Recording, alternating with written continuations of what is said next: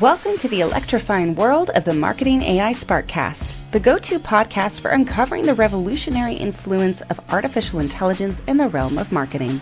Join Abhi Varma, a visionary in B2B marketing, as he guides you through the dynamic and ever-evolving landscape where technology meets creativity. Each episode promises to ignite your curiosity and inspire you to harness the formidable power of AI to redefine the future of marketing. Get ready to fuel your mind with innovative ideas and trailblazing strategies that will set your brand ablaze in the digital marketplace. All right. Hello, all. Welcome to the Marketing AI SparkCast. Today's episode is a little bit different than usual. So for those of you who listen to the podcast routinely, you realize that typically we will do use cases, or we'll do episodes pertaining to use cases for marketing teams or dive into some specific functional areas. But today we are going back to basics. How can you as an individual marketer get started on your AI journey? We are tackling this question with none other than the delightful Ashley Gross. If you are even slightly involved in AI and marketing, you probably know who she is. But those of you who don't, Ashley is one of LinkedIn's top voices in AI. She is the founder of the Prompt community. We'll learn more about the Prompt community directly from Ashley in just a moment. She is a speaker. She's an educator. She is a lot of things. Ashley, welcome to the show. Thank you for having me. No, you're welcome. It is our pleasure. So let's just dive in and start with a little bit about you. Maybe just tell us about your journey of where you started integrating AI into marketing, and how you ended up being a founder of the Prompt community, and tell us what it is. Absolutely. So I've been a marketer for 10 years. I started in corporations and then I found myself in startups. I'm scrappy. I like to hustle. I like getting things done. I'm very much a practitioner. And I found myself using generative AI in 2020, specifically Jasper back when it was called Jarvis. And I really just was using it to truly hack away at anything I could to increase productivity. I have never loved working long shifts. Everybody that works in startups knows that startup culture, you really just have to put your head down and work. So at the time I was working for a startup that was an AI product as well. So I was using AI to help market for AI, which was amazing. I loved it. And then flash forward to working at Commerce Tools, which is an enterprise e-commerce company. I was tasked with being an AI task force lead and creating the curriculum and rolling out generative AI to an enterprise-sized marketing department. And this was right before ChatGPT boomed. So there wasn't a lot of accessible education online about frameworks and IT policies and how to really start doing this. So kind of just rolled up my sleeves and started doing what I do best, which is research. And I failed and I got better at failing and I failed faster. And ultimately that is what led me to creating the Prompt community, which is an accessible AI education platform. It's a subscription base. So for $20 every single month, you get to join a community of AI enthusiasts. You get to try free tools out and hear from the founders themselves every single week. So before ever trying the tool, you get to hear about the mission, the ethics, everything that everyone should be asking the questions about when it comes to AI. You get to hear from the founders themselves. Then you try the tool for free. And then additionally, every single week, we have 3 events, which is anything from an Ask Me Anything session with an AI influencer, to a live tutorial, to just community members saying, like, this is the problem I'm dealing with in my business. And then we all get scrappy and form a use case together. So that's kind of a long-winded elevator pitch about me. No, that was fantastic. And, I've been following you on LinkedIn for a while, and I'm sure a lot of our listeners are too. I can tell you that the Prompt community would be totally worth it. It's the best $20 you would invest.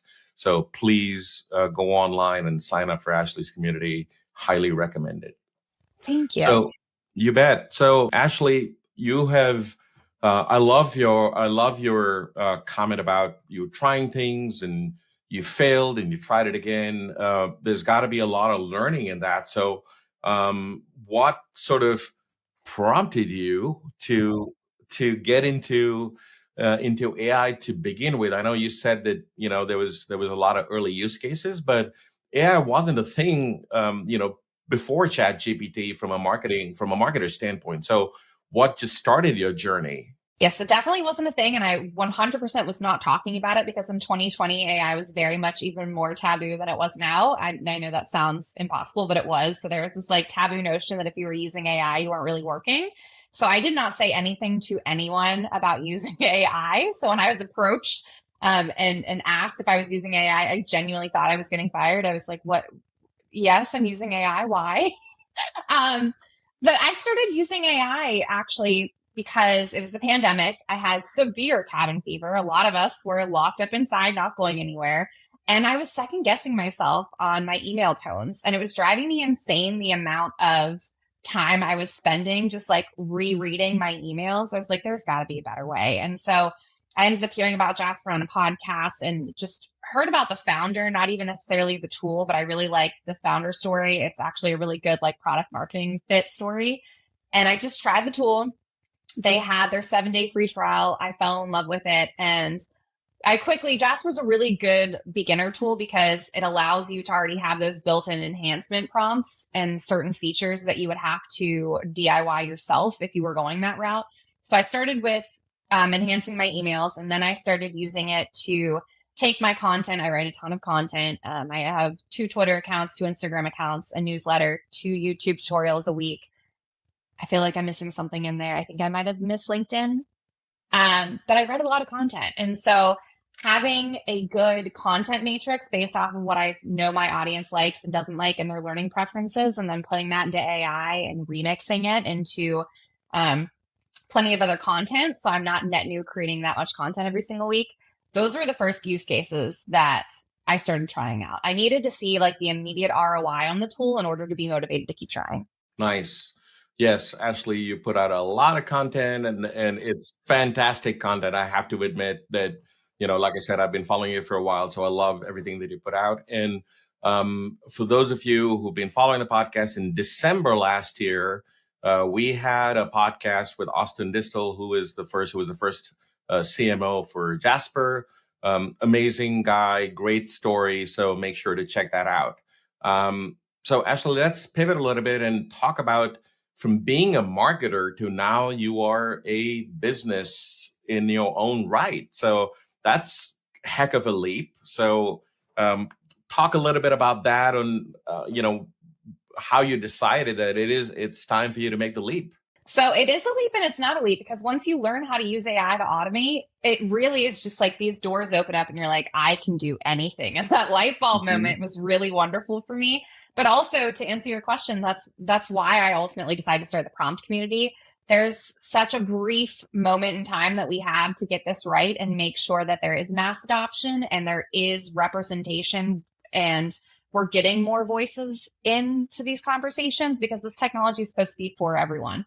So if, women are left out of the conversation, specifically women of color, like we've seen in previous tech movements, then that tech isn't actually benefiting everyone. And so I just saw this need for inclusivity, accessibility, and really just user awareness and accountability. And it wasn't really, I didn't really have any hesitations or pause. It was just, I've been in technology for 10 years now. I've seen how fast technology can just skyrocket and only a certain amount of people benefit from it. And I didn't want that to happen this time. Very cool. So one of the pieces of content that I've seen online where you talk about from being a marketer to being a business in 10 days. And that is a fascinating piece. Tell us all about it. Yes, I did. I created this business in 10 days using AI. So where do I start? I have been all the tools that I use to create this business in 10 days, I've been using. I do like to try new tools, but once I have a tool that works, I will not take that tech stack. I will not take that tool out of my tech stack unless there's another tool that will replace not only one of my tech stack tools, but like 3 of them. So I don't like to have a heavy tech stack just to have a heavy tech stack. So Notion, I use as my own personal Wikipedia. It really started as just kind of like this knowledge base for me. So when I was rolling out AI at my last company, at the enterprise company, I was just like writing use cases, what worked, what didn't work, how long, and I was just storing it all in Notion. And then they started coming out with their AI features that were in Notion specifically. And I could get from one data piece to the next, and it was just wonderful. So Notion is my own personal Wikipedia. I use it for all things productivity. qualitative and quantitative metric storing, all of things. So then from there, I guess you could call it like my CRM. I'm using Apollo and MailChimp. It is the best at segmenting, personalization, accurate emails. I've tested lots of tools when it comes to these things, and I'm very impressed with what they're doing. So, okay, that leads me to Read AI and Mem. So those are my note takers. I love Mem because it's just stored. So if I wanted to record calls and not have to manually go in and add someone to the meeting, like it is always on, it's always there. And then I really like Read because it sends extremely concise and punchy summary notes after every single meeting. So if we're talking right now and I had my note in here, I would say like my action item is XYZ. And then after this note or after this meeting, forgive me, it would send me an email summarizing it and say like, here's your action items. Here's what you discussed. And I don't have to take any of those notes. I could just forward it to you. Amazing. For building out my content matrix. So like when I export my social media into a CSV and I add it into AI to aggregate my audience and see how they like to learn, what they don't like, what they dislike. I will use Copy AI. And then for remixing all of that content and actually seeing what's converting, I'll use Jasper.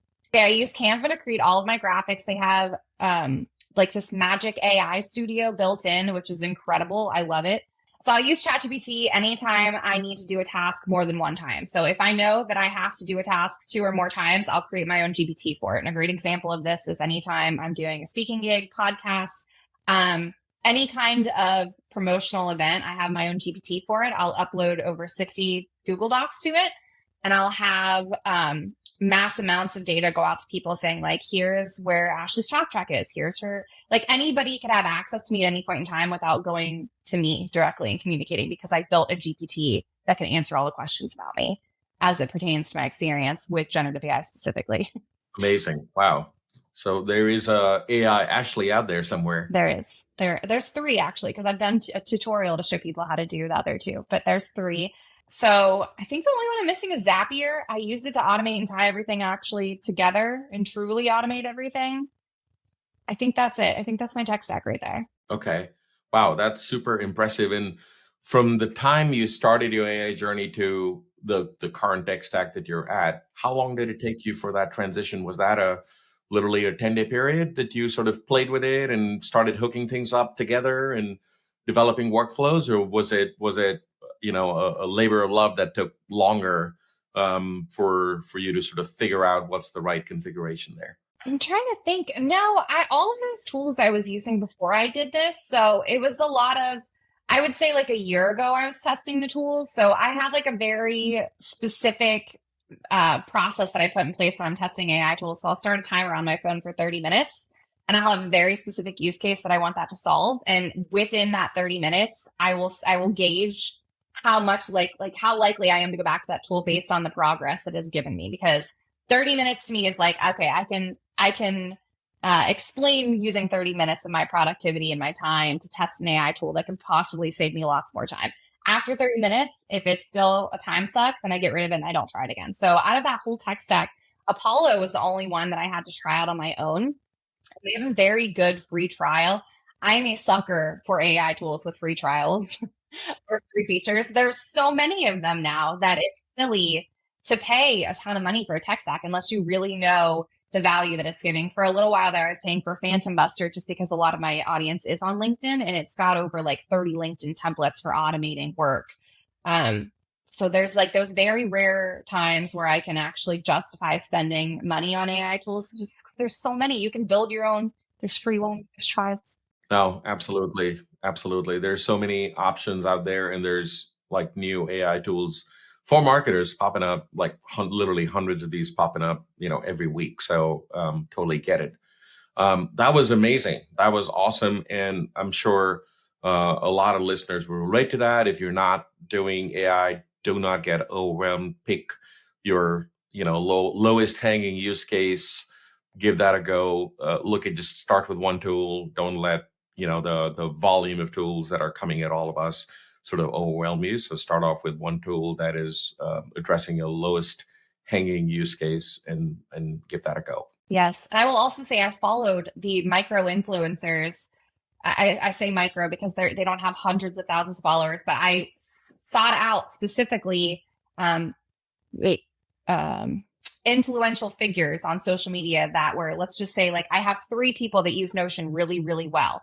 So instead of me going and training myself on how to use Notion, I follow those 3 social media platforms for tips and tricks. And I kind of got like the cliff notes of that tool before ever trying it, because trying new tools takes so much time. You don't want to do it. You want to like buddy up and have like a pairing system of some kind. Oh, absolutely. I mean, I often recommend to people to marketers who are interested in AI. There's so many ways of learning it, but my favorite way of learning it is content curators and influencers on LinkedIn. You being one of them, right? Where with folks who have tried it, experimented with it, had an opinion, and just learn from them. You don't have to figure out everything from scratch just for yourself. So absolutely agree with that, with that philosophy for sure. So let's talk about AI literacy and education. You are, those are core parts of what you do.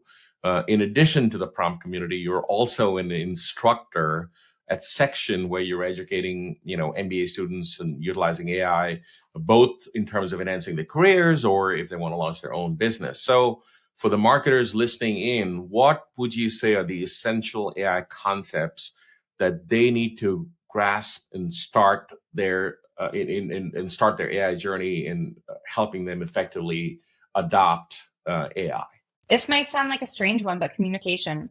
So my ask to the audience would be, next time you have a one-on-one with a coworker, or you have, a productivity session of some kind, ask them at the end of the session, just be like, how did you think my communication was? What could I do to improve this experience next time? And it might sound silly, but when you're working with AI, people often get really frustrated, and what they don't want to acknowledge is that the error is on their side because they're not communicating what they want appropriately, and they're not being patient or trying to find a use case that will give them that instant gratification as like a little motivator to keep going.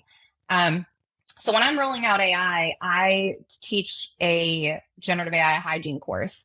And so basically what I go through is, whenever you're creating a prompt, what is the outcome that you want in that prompt? Like, I just want them to know what they're expecting before they ever try to use it. Maybe they don't need to put it into the tool, but they actually need to know. Otherwise, they have this loose expectation that they're going to put something into a computer, it's going to regurgitate something out, and it's going to magically fix all their problems. And that's not really what happens. What happens is, whatever you do really well, if you use AI to enhance it, it will enhance it. Whatever you're not doing well, AI will bring more visibility to that issue. So it's almost like that basic principle of, you have to be good at what you do first and then build on top of that foundation. So garbage in, garbage out. Conversely, you want to make sure that the prompt or the input that you provide is valuable and is sort of indicative of what you expect back. Absolutely. And have fun with it. I think a lot of people underestimate the fun aspect of it. I mean, one of the first things that I did for fun with AI is I said, here are the ingredients in my fridge. What recipes can I make? I really don't want to go to the grocery store. That did nothing for my job aspirations, right? Like, it did nothing for my career. What it did do was it gave me more time at the end of the day to play with my son instead of running to the grocery store to get dinner. So like, it gave me that instant gratification that I needed. I saw the value right away.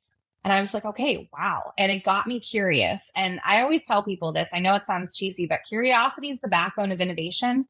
So if you can just tap into that fun energy and get excited about being curious, you are halfway there with learning AI.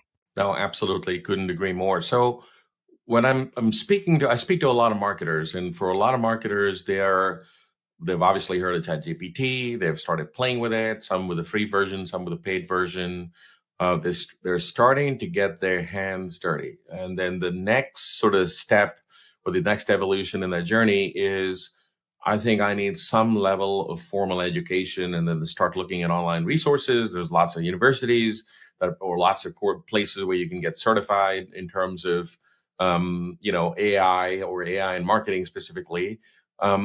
Considering your own educational path, you have a ton of certifications. So I get this as a question from a lot of people where, how important are certifications for marketers? There is no standard today when it comes to AI certifications. You could attend a 30-minute webinar and get a certificate based on that. There's obviously universities that provide something more formal and much more rigorous than just attending a 30-minute webinar. But I wanted to get your take on that in terms of advice for marketers. Do you think it's worthwhile taking a formal course and then getting certified in AI or various aspects of AI?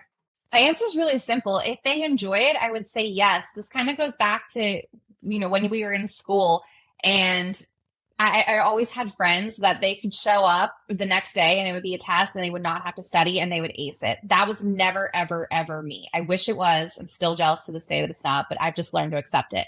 So for me, whenever there is information, I turn into like a fiend. I need to learn it. I need to know it. I need to breathe it. But it's because when I enjoy something, I need to learn more about it. It's almost like an onion. I just have to keep peeling the layers back. It's just like a compulsory effect, if you will. I don't think that if they want to learn how to use AI to enhance their jobs, they have to necessarily go down the same route and take all those learnings and certifications. My biggest piece of advice would be just to know yourself and know how you like to learn. That was really challenging for me earlier on in my career to understand how I like to learn, because I wanted to be adaptable and learn however whoever was teaching me, right? Like I just kind of wanted to be the yes woman and be like, yes, this works for me. This is great. And in reality, oftentimes it didn't. And so specifically with AI, I attended my first MACON last year and I just went. I was an attendee. I went to every networking event. I listened to all the talks. I just took notes. I was a fly on the wall. And then this year I'm coming back as a speaker. And I don't think I would have had that confidence if I would have ever went last year in person and felt that inclusion and that motivation and that energy of a lot of people that have a shared passion getting together and enjoying it. I learned more in those 3 days than I've learned in any certification I've taken, and I've taken lots of certifications. Right. But it's because of my motivation. Like my internal motivation was social. Yeah, no, that's so that's a very valuable piece of advice that almost identify how you learn and how you learn best.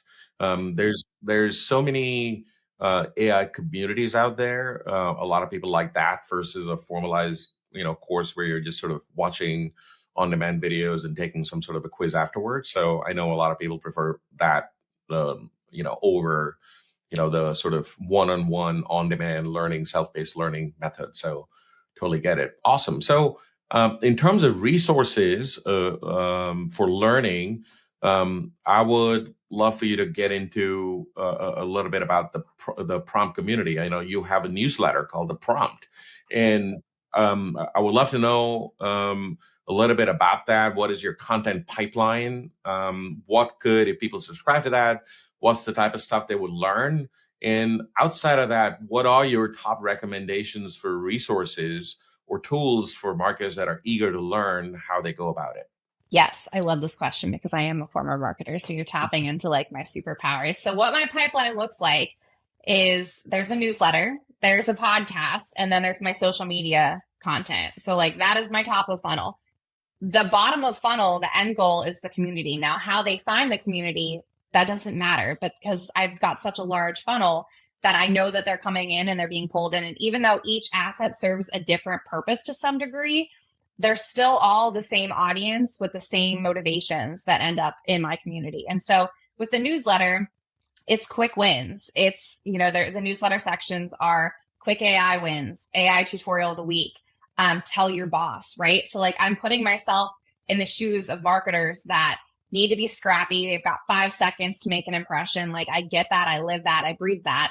And they really just want to know what can they do today in 5 minutes to advance their careers or give themselves more time or get a productivity hack. And that's what the newsletter is about. It's punchy, it's concise.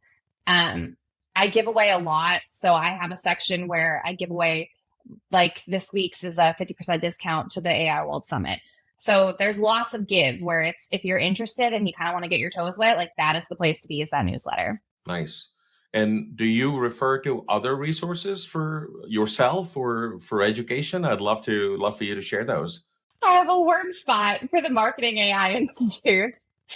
They have a free Slack group. It's amazing. They are so good at neutralizing the news, I like to call it, because it's a very saturated market. There's lots of news and we don't have time, right? Like marketers do not have time.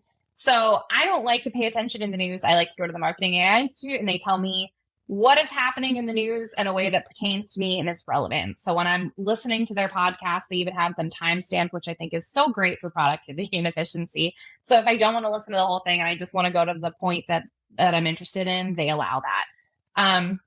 It's a very engaged community. 10 out of 10. Can't say good enough things about it. I really like Ethan Mollick for the deep dives.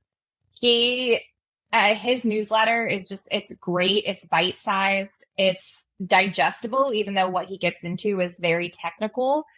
It's just kind of like a little bit of a mix. So with the Marketing AI Institute, they'll get into the news and how to use it to navigate this wild, walky world that we're in. And then Ethan Mollick talks about the progress of the technology and where it's going and what to look for and how it's going to disrupt. So you have like this nice little balance of information. There's also just LinkedIn. Like there's so many people on LinkedIn that are using AI in very different ways. And so I rely heavily on LinkedIn. I take it extremely seriously. I kind of think of like my grandma and how she treats Facebook. Like I add people that I want to see. I'm ringing the bell for notifications. I have Excel sheets mapped out for like which influencer talks about AI and like how they talk about it. Is it community? Is it business? Is it productivity hacks? I take my networking very seriously on LinkedIn because I mean, where else are you going to learn that many free resources in one place? It's magic. No, absolutely. In fact, it's funny that you mentioned the Marketing AI Institute and Ethan Mollick, because I like the way Paul and the Marketing AI Institute covers articles that come out, by Ethan Mollick. So I like their coverage of Ethan Mollick. So they sort of break it down into simple terms. You don't have to get into the technical weeds. So I like that combination. So yeah, absolutely. Great resources. So for you, obviously, like you said, there's a wealth of information with your newsletter, podcast, content on LinkedIn. It is definitely targeted towards the marketing practitioners, but I often even advise CMOs and marketing leaders to get their hands dirty a little bit just to understand that conceptually. Do you feel marketing leaders and CMOs, do you feel, or I guess, how do you feel about that audience? Because, they don't necessarily need to get their hands dirty, but do you think that's something that is valuable for them? Because a lot of content that we create with this podcast is really targeted towards that community. It's more about, use case, ROI, how do you approach AI adoption in a specific functional area, events, demand generation, content pipeline, those sort of things. But wanted to get your perspective for marketing leaders, CMOs and marketing leaders, in terms of how they can educate themselves and get their hands dirty. Yes. And I love this question too, because I've seen this trend where I had a lot of marketing professionals that were the practitioners. They were in the trenches. They needed more time added to their day. And there's the last 2.5 months, I've really seen like an amp up in CMOs. And I would just say like executives in general in marketing. I think that there was just kind of like this switch that happened where, CMOs get handed a lot of work. They're in charge of a lot of things. Some of them they're not even really supposed to be in charge of. I think that there's just like the marketing world and then everything else. And if it's marketing, it's the CMO's problem. But if it's everything else, then it's divided into like the product team and the sales team. And so I think that, executives in the marketing world have always had an interest in AI. I just don't think that they had the bandwidth or the time, and they couldn't figure out a way to align the value of AI with their day-to-day work and processes. And now that there's more use cases and tutorials coming out where it actually shows them how they can get the benefits day to day, and they don't have to have this like digital transformation view, and it's not like this big undertaking they have to undergo. It can be done in incremental steps. It's causing them more comfort because they can enjoy it without being directly responsible for it. And I think there's freedom in that. Yeah.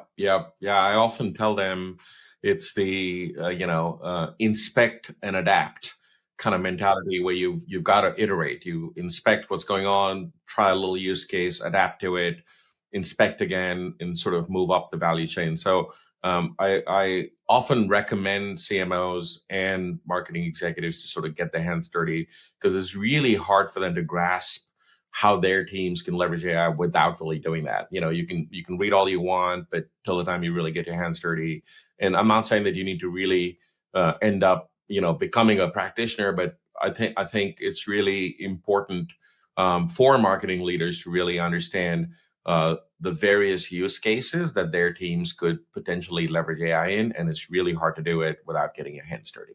And even if you just take a layer back off of that even more and just think about, we all have aspects of our jobs that we don't necessarily love. If the lowest hanging fruit that you accomplish by trying AI is removing one of those tasks that you don't like, and you get more joy brought back into your day and you enjoy your job a little bit more, isn't that worth trying AI out? I think that's the question that people are starting to ask. It used to be like, well, why would we? And now it's, well, why wouldn't you? Yeah, absolutely. Oh yeah. For those of you who are listening and you're not on the AI bandwagon just yet, you do not want to be a dinosaur. So I say, buckle up, join the train, educate yourself, sign up for the prompt newsletter and the prompt community, and get on with the journey of AI adoption. So actually looking ahead, how do you see? I mean, AI is evolving at such a rapid pace. How do you see AI in marketing in the next 3 to 5 years? If you had this amazing Ashley AI crystal ball, what do you see in there, and how would you advise people to deal with that? I see so many things. So the first thing that I see is that we've already started to see this a little bit with job descriptions. They've moved away from asking for, an editor and a copywriter and a content creator to that person being all in one. Because if you know how to use AI tools, then why wouldn't you be able to do all three of those, right? And even though in that specific instance, it is going from like 3 jobs to 1 job, it still would be, monetarily that same price, right? Because it's not like you're deducing anything from that. If anything, you should be making more money because you have the ability to do all those things with those AI tools, and you could probably teach other people to do it. So that's what I see as far as, marketing specific positions. As far as marketing goes, it's already going to get so convoluted when it comes to SEO and keyword ranking and all of these things that used to be Excel sheets and heads down hours trying to spend time figuring out what works. You can automate this with AI now. So it's like, okay, well, if you can take time away from that and it can be automated with AI, you don't need to automate everything else with AI. Whatever makes you uniquely human and is best for your brand, that's where you can put your time. So I think there's going to be this huge undertaking of like a revamp org just globally that people have to start thinking about, because if you don't have to invest your time into just, let's talk about SEO and keyword ranking, where are you going to put your time? Well, if you think about it, most of the time, customer marketing, there's always like a little bit of friction there because it takes so long, and there's always a ridiculous process put in place that disallows everyone to move quickly when it comes to obtaining customer quotes. Well, with AI, you can plug in the customer that you want, the title that they want, and the quote that you're looking to get out of them, generate it 5 different times, and then send an email back to that original person. And now, instead of asking them for a quote, which requires them to have a response, brainstorm a quote, and then get back to you, which never happens in a day. I don't know about you, but it never happened to me in a day. Now you're sending them 5 quotes that took you 10 minutes to generate, and you're just asking them to pick one and approve it. You still have their word in writing. You're still getting a quote, but like 4 conversations through email are now 1 email. Love it. Absolutely. I think the role and the configuration of marketing teams is certainly going to change, moving forward. What do you see as emerging AI trends in terms of actual tech? Obviously, all the content generation stuff is sort of low-hanging fruit. That's where it all started. But do you see any emerging tech that you have been impressed with or intrigued by? Oh gosh, impressed with, I would say anything at the intersection of mental health and AI. I think that has been such just, it's crazy the things that are happening there. It's remarkable. I have so many projects I want to give a shout out to, but I'm going to contain myself.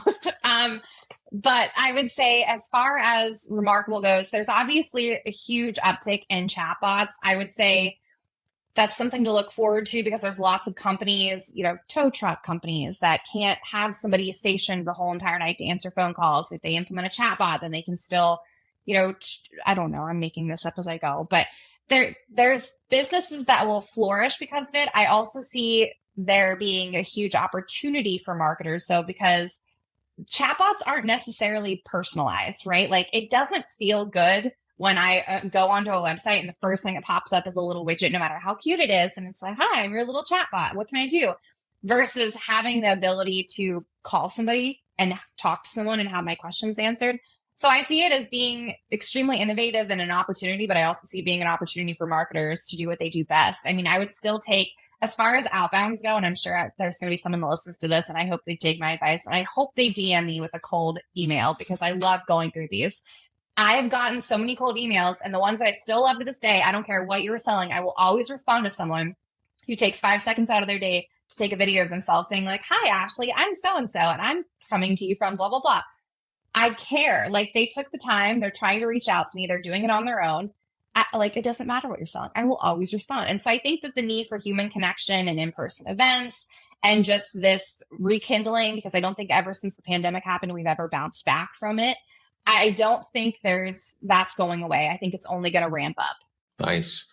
No, I think it's, I was talking to somebody and they said, I feel AI is making me more human. Yes. And I kind of had to pause and think about that. I'm like, wow, that's so true. That's a different way of thinking about it. And I think it certainly has the potential. It's contrary to what you may think when you think about AI in the beginning, of course. But if AI is taking away all the grunt work and that sort of stuff, it really is freeing up time and opportunity for all of us to be more human. So love that. All right. So let's do a hypothetical. So I'm a marketer.